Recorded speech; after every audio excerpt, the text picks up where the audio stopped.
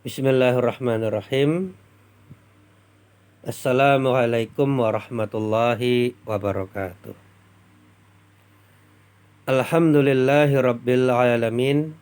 Wabihi nasta'inu ala umuri dunya waddin. Wassalatu wassalamu ala ashrafil anbiya'i wal mursalin wa ala alihi wa ashabihi ajma'in. Amma ba'du fa inna khairal hadisi kitabullah wa khairul hadyi hadyu Muhammadin sallallahu alaihi wasallam wa syarrul umuri muhdatsatuha wa kullu muhdatsatin bid'ah wa kullu bid'atin dhalalah wa kullu dhalalatin finnar. Alhamdulillah bisa kita lanjutkan mempelajari Durusul Lughah Al-Arabiyyah karya Imam Zarkashi dan Imam Syubbani rahimahumallahu ta'ala. Kita baca kalimat yang selanjutnya. Azalikar rajulu abuka. Apakah orang laki-laki itu adalah ayahmu? La, tidak. Huwa laisa abi. Dia bukanlah ayahku. Bal ustadzi. Akan tetapi dia orang laki-laki itu adalah ustazku atau guruku.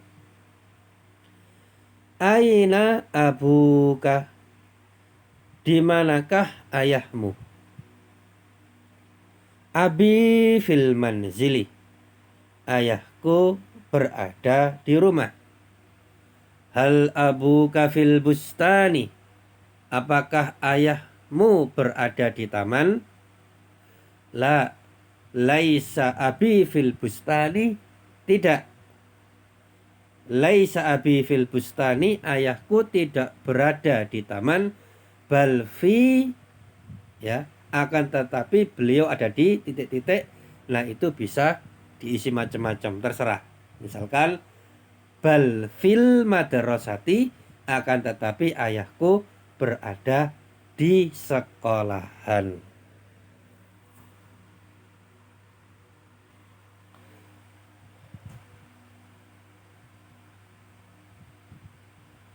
Nah, pada kalimat yang telah kita baca,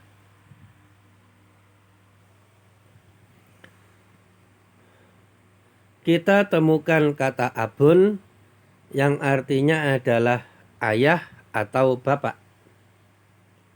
Abun artinya ayah atau bapak, ya. Yang mana kalimat ini atau kata ini itu terdiri dari 3 huruf, ya. 3 huruf asalnya adalah hamzah, ba, dan wawu.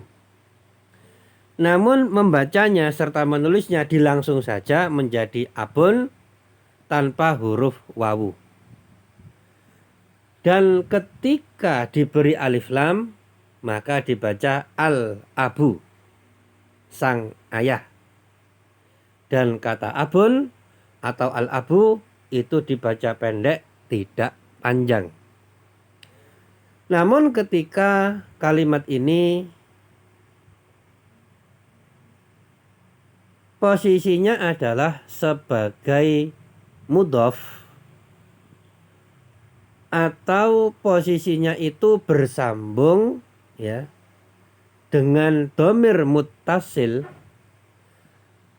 maka wawunya muncul kembali. Ya. Di sini kami sebutkan 2 keadaan. Yang pertama kalau posisinya sebagai mudhof. Yang kedua kalau posisinya bersambung dengan dhamir muttasil, maka huruf wawunya muncul kembali. Sebagai contoh, kata abun apabila bersambung dengan dhamir muttasil ka. Ya. Abun ditambah dhamir muttasil ka, maka menjadi abuka.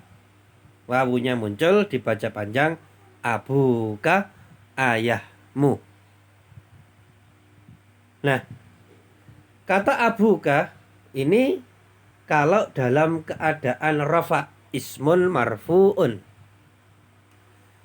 Tapi kalau dalam keadaan nasab maka wawunya berubah menjadi alif, yaitu abaka, ayahmu. Dan kalau dalam keadaan jar ismun majrurun maka menjadi abika, ayahmu.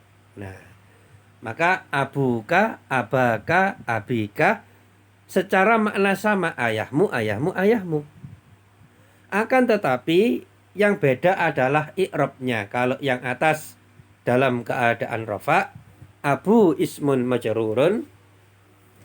Yang kedua dalam keadaan nasab, aba ismun mansubun. Dan yang ketiga dalam keadaan jar, abi ismun majrurun. Kenapa demikian?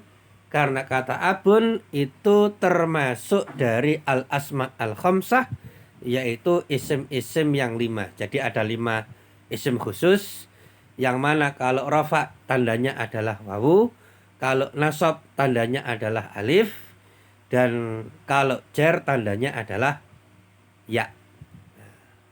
Dan isim seperti ini ada 5, semoga bisa kita pelajari di lain waktu.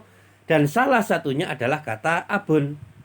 Ketika rafa wawu, ketika nasab alif, ketika jar ya.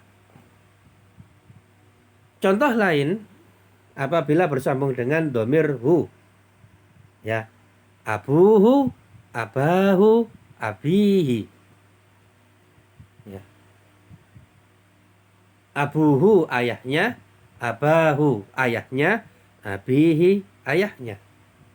Hanya saja bedanya yang atas rafa ismun marfu'un, yang kedua dalam keadaan nasab ismun mansubun, yang ketiga abi dalam keadaan jar ismun majrurun. Begitu pula kalau bersambung dengan domir ha, abuha, abaha, abiha, artinya sama ayah, ayahnya, namun yang beda adalah i'rabnya. Nah, namun kalau bersambung dengan domir muttasil ya, abi ayahku, di situ bersambung dengan domir muttasil ya, maka baknya selalu dalam keadaan di kasroh, ya. Kenapa demikian? Karena bersambung dengan ya sukun ini.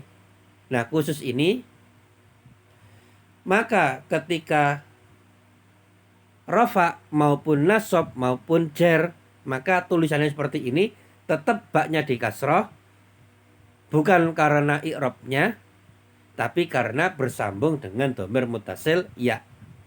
Maka kata abi itu bisa jadi rafa, bisa jadi nasab, bisa jadi jar. Oke, semoga difahami. Nah, kami berikan beberapa contoh dalam kalimat. Yang pertama, abi wa abuka fil masjidi. Ayahku dan ayahmu berada di masjid. Ya, yang pertama bersambung dengan domir muttasil ya, maka otomatis di kasroh meskipun dia rofa.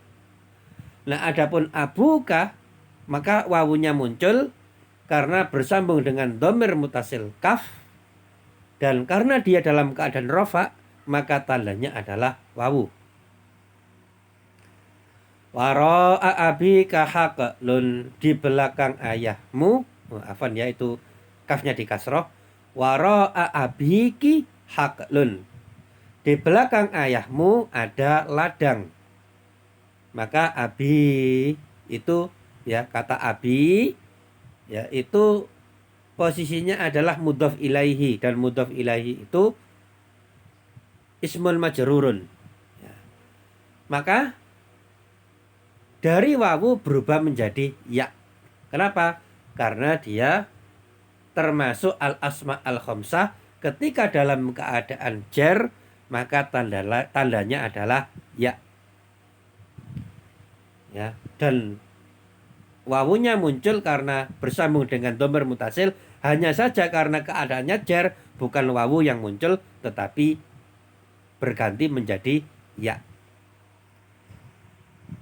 Kemudian contoh yang lain, laisa abi mudarrisan, ayahku bukanlah seorang guru, bal tajirun, akan tetapi ayahku adalah seorang pedagang.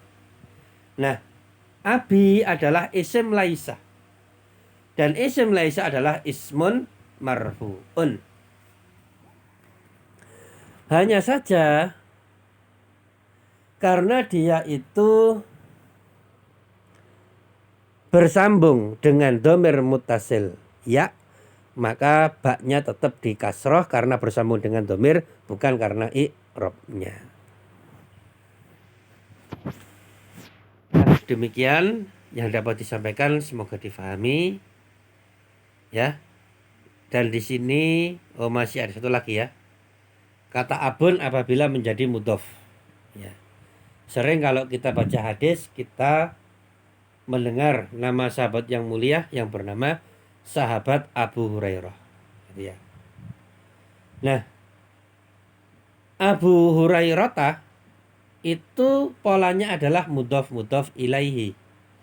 Abu mudhof, Hurairah mudhof ilaihi. Nah, kita bahas abunya saja dulu. Kenapa kok wawunya muncul? Karena dia posisinya sebagai mudhof, maka dibaca panjang Abu Hurairah, sahabat Abu Hurairah. Tapi kalau diberi an, depannya an itu dari ya, termasuk huruf jar, maka karena huruf jar maka setelahnya menjadi isim majrur. Maka dari Abu menjadi Abi. Kenapa? Karena dia dalam keadaan jar. An Abi Hurairah, dari sahabat Abu Hurairah radhiyallahu taala anhu. Jadi kalau kita baca hadis, kadang ditulis Abu ketika kita baca hadis seringkali kita temukan kata Abu Hurairah. Tapi kalau dikasih an, maka menjadi an Abi Hurairah ya. Abu Hurairah, abunya itu marfu, ismun marfu'un, tapi ketika didahului oleh huruf jar yaitu an, maka menjadi majrur an Abi Hurairah. Nah, kemudian terakhir di sini kami sertakan tabel. Nah, kalau tidak ditulis tidak mengapa karena memang belum selesai ya. Di sini kami buatkan tabel agar mudah diingat,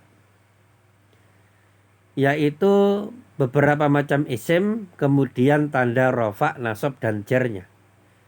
Jadi isim itu kalau enggak dalam keadaan rofa ya nasab, kalau enggak nasab ya jar, kalau enggak jar ya rofa, begitu terus ya antara tiga ini. Itu kalau i'rabnya isim ya, bisa jadi rofa, bisa jadi nasab, bisa jadi jar. Nah, adapun kalau isim mufrad ya, isim yang biasanya kita baca, yang sering kita baca, kalau rofa itu tandanya adalah dhammah, kalau nasab tandanya adalah fathah, kalau kasroh kalau jar tandanya adalah kasroh. Contoh mudahnya baitun, baitan, baitin, masjidun, masjidan, masjidin. Nah, ini mudah. Tapi kalau isimnya adalah jamak mudzakkar salim, maka rofaknya ditandai dengan wawu, nasabnya ya, jarnya juga ya. Seperti kemarin ya. Kemarin kita bahas kalimat saiquna. Nah, itu rofa. Tapi kalau nasab dan jar menjadi saiqina, saiqina. Nah, kemudian untuk asma al-khamsah yang barusan kita pelajari tadi, tanda rofaknya adalah wawu, seperti kata abuka. Tanda nasabnya adalah alif, seperti abaka. Dan tanda jarnya adalah ya, seperti abika. Namun tabel ini belum selesai, ya, masih ada isim-isim yang lain. Kalau mau ditulis silahkan, tapi harap dikosongi bawahnya karena ini mungkin nanti kita akan lanjutkan lebih jauh. Hanya untuk tahap awal ini kami buatkan tabel seperti ini agar lebih mudah dihafalkan dan agar lebih mudah difahami. Kemudian di akhir halaqah sebagaimana biasa ada 3 tugas. Yang pertama menulis, kemudian yang kedua adalah membaca. Menulis dari kata abun, ya, sampai dengan bal tajirun. Nah, adapun tabelnya sampai an Abi Hurairah. Kemudian untuk tabelnya tidak harus ditulis karena memang belum selesai, ini masih tahap awal. Tapi kalaupun panjenengan tulis silahkan, lebih baik, tapi harap dikosongi bawahnya karena mungkin nanti kita akan lanjutkan, ya, nomor-nomor berikutnya. Kemudian tugas yang ketiga adalah mengerjakan evaluasi 85 dikumpulkan di admin. Demikian yang dapat disampaikan. Saya mohon maaf atas segala kekurangan. Semoga Allah memberikan kepada kita semuanya keikhlasan dan ilmu yang bermanfaat. Kita tutup dengan membaca doa kafaratul majlis.